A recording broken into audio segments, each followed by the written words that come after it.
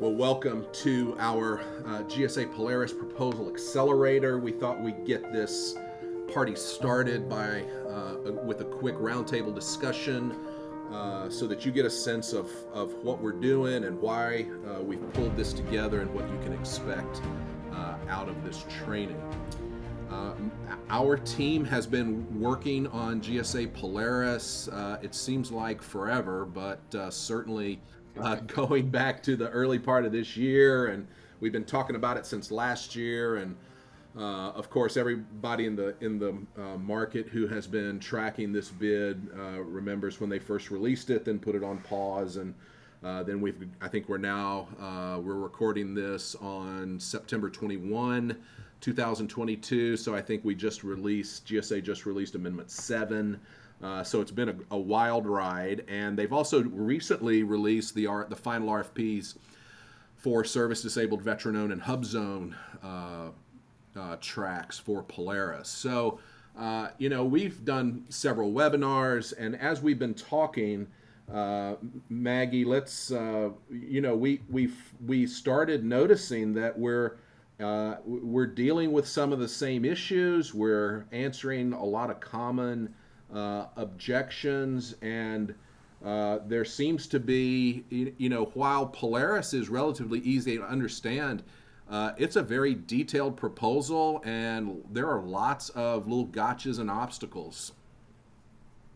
It's true. It's not an incredibly complex situation. There's a certain appreciation for some kind of simplicity in some ways, but I can only say that, to your point, after we've been soaking in it for months and months. And our team, Kimberly and I, and our technical writers and our reviewers have just been soaking our heads in Polaris for so many months that while we're doing these sort of newer compliances, new clients are coming in at the last minute asking us to check what they've done, and we're finding all sorts of really consistent, really familiar compliance issues and red flags across the board with, I don't know, what are we on, 10, 15, 20 people at this point.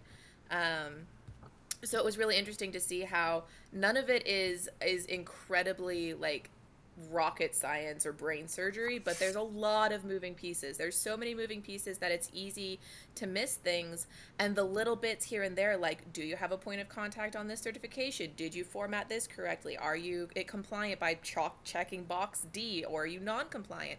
Missing one little box check can make you completely non-compliant on one document. So we're catching a lot of the same things, and for some people a turnkey solution is not the best fit, but maybe they need someone to get them to the next level in their proposal, and I think that's what we're here for. Yeah, that's great. And Kimberly, echoing back to the previous set of webinars we did, there are a number of use cases and different scenarios that we've dealt with.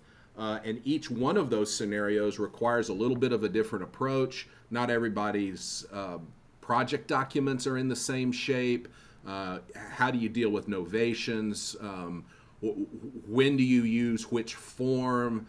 How do you verify things when you're missing a piece here or there? Those are some of the other things that we're going to cover in this training. Absolutely. And we've got the experience to set the path for new clients to get this right. So knowing the potholes up front, identifying what needs to be, how to strengthen a weak claim for any of the scoring points. We've pretty much got this down to a science on what we believe will be a positive evaluation and an award. Of course, it always comes down to a point scoring. So you want to maximize your points, and you don't want to miss any. Every point is going to count, and we have the motto of leave no points behind. No points left behind. That's exactly right. No points left behind. So we're going to walk through, you're going to see in this training session, in this accelerator package, and this is the first recording we're doing. So we don't yet know how long this is going to be. We'll know that once we get through it, but we think this is going to take us several hours to get through. We're going to build a live Polaris proposal for you. We're going to walk through each volume and section of this proposal. each major section under L.5. Section 1 for general, your SF-33s, your reps and certs, your subcontractor letters of commitment, your joint venture agreements, and other pieces. L.5.2, your relevant experience, your primary relevant experience, and your emerging technology experience. That's going to be one of the largest sections of this training. We're going to walk through all the scenarios. We're going to show you a grid. We're going to show you how to verify points. We're going to show you how to deal with multiple FPDS reports. We're going to show you how to deal with both prime and subcontractor projects. We're going to show you how to tag for everything that you're claiming points for. We're going to deal with those issues. You're going to see it live. We're going to go into detail. We're not limited by the 45 to 60 minute standard webinar format. We're going to take as much time as it requires to go through all of the details. We're going to deal with Volume 3, past performance, CPARs and JP4s. We're going to look at all of those things. We're going to deal with system certifications and clearances. Seems easy, but you'd be surprised how many details are involved. How are you dealing with organizational risk assessment, and what are the various scenarios that you need to be aware of so that you get those 5,000 points? We're going to go into detail there.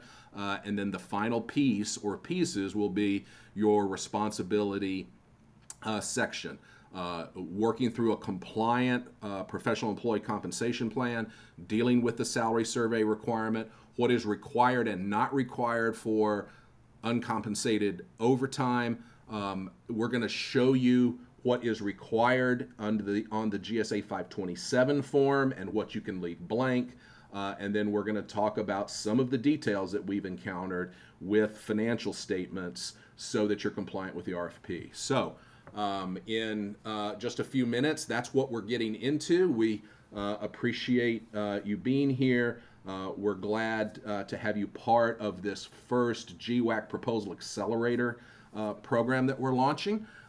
Just for your future reference and information, we do plan to do a similar session once we get a complete draft RFP for GSA Oasis Plus. So look for that in the coming months.